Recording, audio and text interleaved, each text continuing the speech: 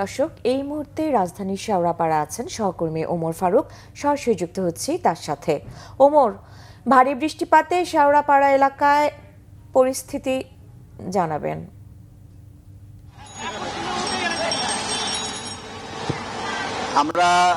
আমরা এই মুহূর্তে রয়েছি রাজধানীর শেওড়াপাড়ায়। দেখতেই পাচ্ছেন যে আসলে সকাল থেকে ভারী বৃষ্টির ফলে এই যে শেওড়াপাড়া, কাজীপাড়া এবং মিরপুর 10-এর যে সড়কটি রয়েছে সেই সড়কটি কিন্তু এখন একদম পানির নিচে, এবং দেখতে পাচ্ছেন যে আসলে এর ফলে এই রাস্তার এক ধরনের যান চলাচল একদম বন্ধ হয়ে রয়েছে। একই সাথে যদি বলি যে আসলে এই বৃষ্টির মৌসুমের আগেই কিন্তু এই যে খণ্ড অর্থাৎ খোঁড়াখুড়ি, রাস্তা খোঁড়াখুড়ির ফলেও কিন্তু এই ধরনের সমস্যাগুলো আরো বেশি তৈরি হয়। দেখতেই পাচ্ছেন যে আসলে যে শেওড়াপাড়া যে সড়কটি রয়েছে মেট্রো স্টেশনের আগে, এবং আমরা সেই 10 নম্বর থেকে দেখে আসছি যে পুরো সড়কটি কিন্তু বন্ধ এবং এই সড়কটি কিন্তু পানির নিচে রয়েছে। একই সাথে আসলে দেখতে পাচ্ছেন সাধারণ যে পথচারী আছে তারা কিন্তু মানে খুবই ভোগান্তিতে পড়ছে, এবং তারা প্রায় ভিজে কিন্তু তাদের যে কর্মস্থল বা গন্তব্যস্থল তারা সেখানে যাচ্ছে। একই সাথে স্কুলগামী শিক্ষার্থী যারা আছে তারাও কিন্তু এই যে ভারী বর্ষণের ফলে তারা ভোগান্তিতে পড়ছে।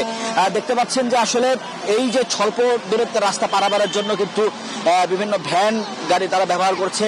আমরা কিছুক্ষণ আগেই যে আবহাওয়াবিদের সাথে কথা বলেছি, তিনি বলেছেন যে আসলে সকাল 6টা থেকে দুপুর 12টা পর্যন্ত প্রায় 82 মিলিমিটার বৃষ্টি হয়েছে, এবং গত 24 ঘন্টায় 92 মিলিমিটার বৃষ্টি হয়েছে।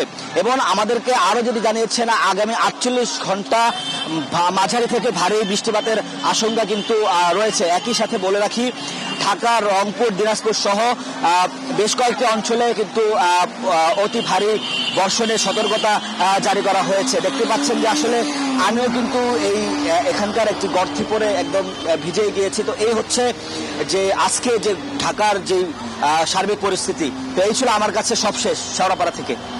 ওমর, আপনাকে ধন্যবাদ।